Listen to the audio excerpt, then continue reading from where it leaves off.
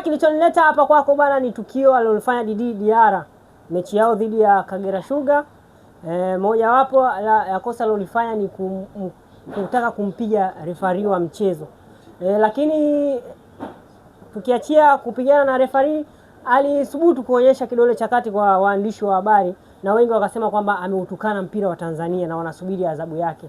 Lakini mpaka leo ni siku ya 3, masaa 72 yamekwisha kukatika. Kimya. Kwanza ni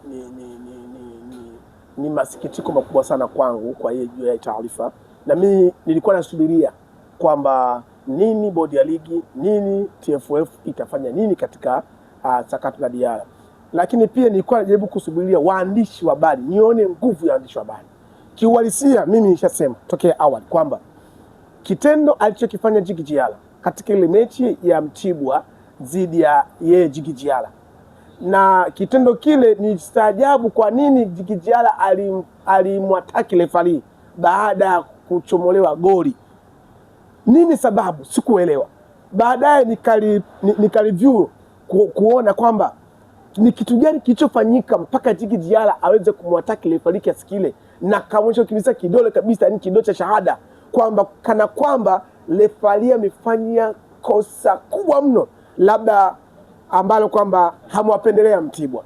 Baada ya kuangalia nikareview kwanza pia 3, nikaona kwamba sio ni shida, lakini mwisho wa siku nikaona kwamba Djigui Diarra hana muendelezo ya matukio kama yale. Ukimfuatilia sana Djigui Diarra katika mechi zake nyingi ambazo anazotoa sare au mechi ambayo Yanga imezidiwa, Djigui Diarra hiyo tabia anayo sana. Yaani Diarra anajaribu kutuonyesha kwamba kwanza yeye ni mkubwa kuliko Yanga. Unasema? Djigui Diarra anatueleza kwamba yeye pale kwenye klabu ya Yanga ni mkubwa kuliko Yanga Afrika.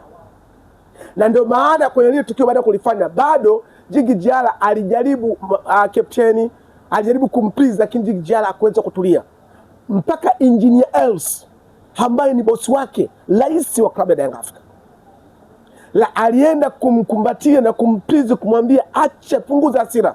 Lakini Djigui Diarra akilai, mchukueni ile video muangalie, Djigui Diarra kuweza kupunguza hasira zake, ndio kwanza aliongeza, alimkataa mpaka Engineer Els ambaye ni bosi wake. Sasa nikajiuliza swali, hii kiburi, jeuri, ufedhuli anaopatia wapi? Bosi wake ndio mwajiri wake, ndio anamlipa mshahara. Nikapata kujua kwamba kweli Djigui Diarra ni kwa klabu ya Yanga, Djigui Diarra ni mkubwa kuliko Yanga. Na hii yote Yanga wakubali wakatae, kiuhalisia ni hivyo kutokana na tukio ambalo lilifanya.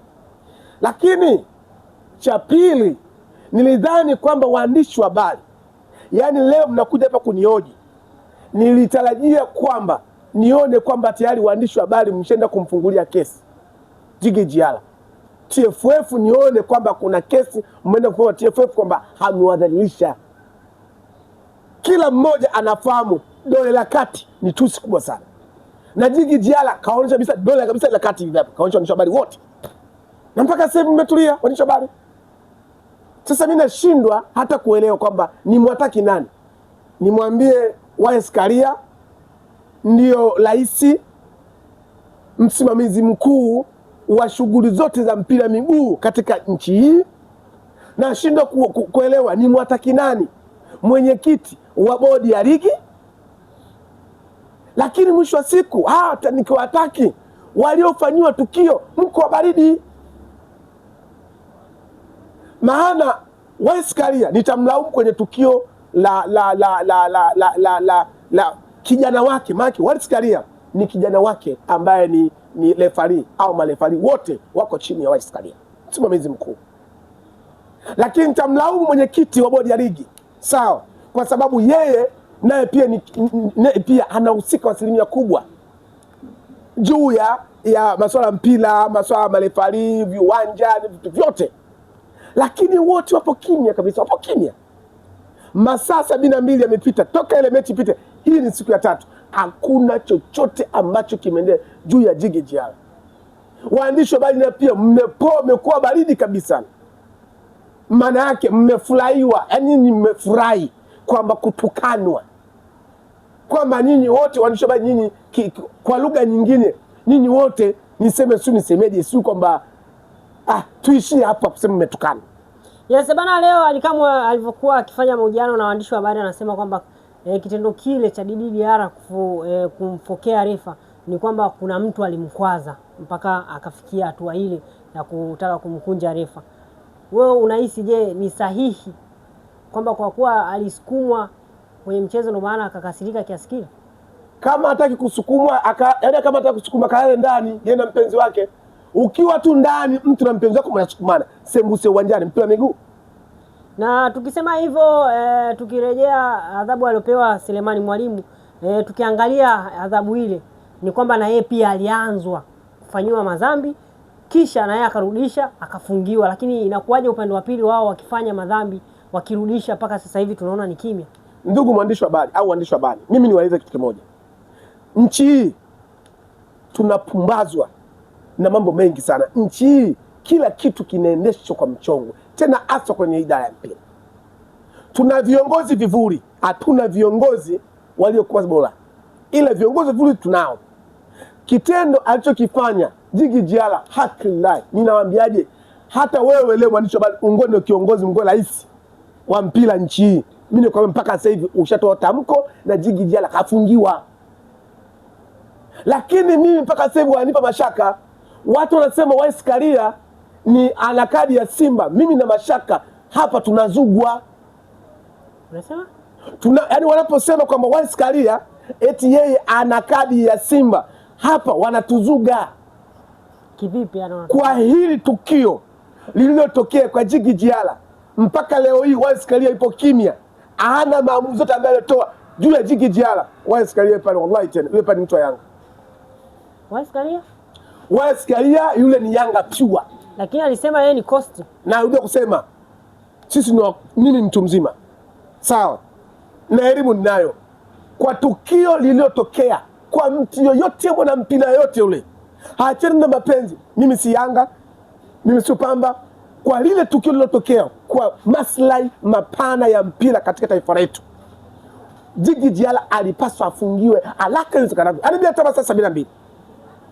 Djigui Diarra ilipaswa siku ile kwamba anarudi na tayari bodi inakaa inatangaza kwamba Djigui Diarra kafungiwa labda mechi 10 na faini juu. Sio kufungiwa peke yake, alipaswa afungiwe na faini juu. Yeye leo hii dunia inamtambua kwa sababu yenyewe waandishi wa habari nini.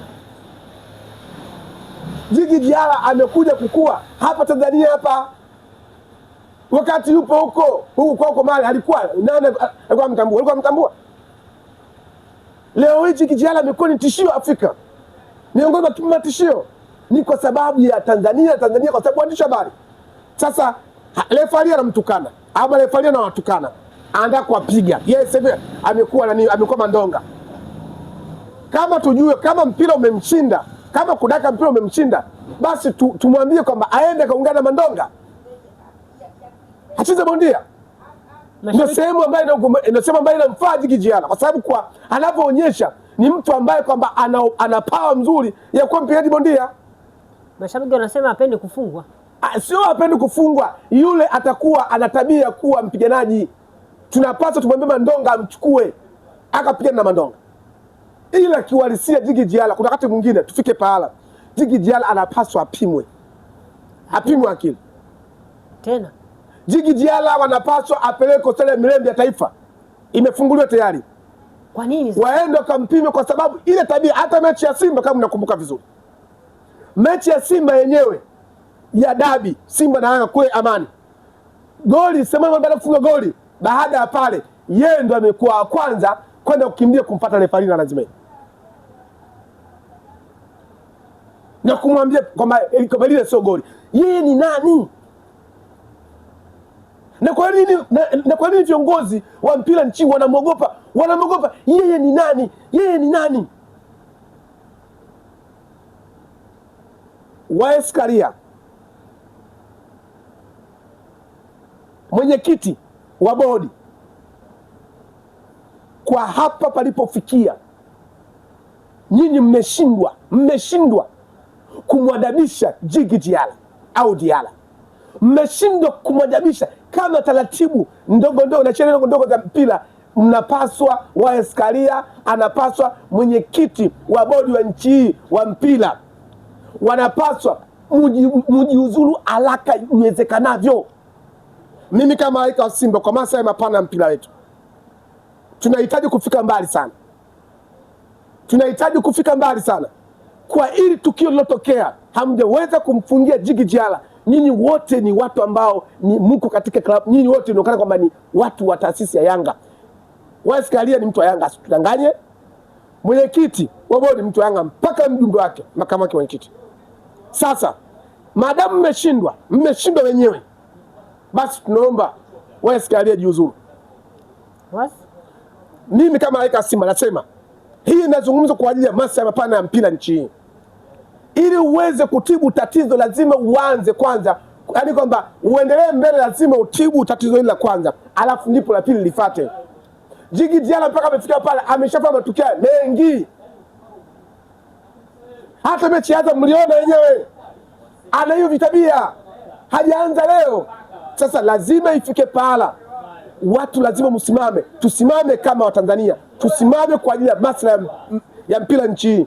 Naomba Wallace Karia, umeshindwa kazi yako, kuanzia sasa hivi jiuzuru. Masaa 72 yamepita. Mimi natoa siku mbili. Wallace Karia, rais wa mpira nchi hii, anapaswa jiuzuru. La hasha, hatakuwa hana vigezo vyovyote vya kuwa rais wa mpira nchi hii kama tukio la Djigui Diarra ameshindwa kulitatua. Nafikiri tumeelewana.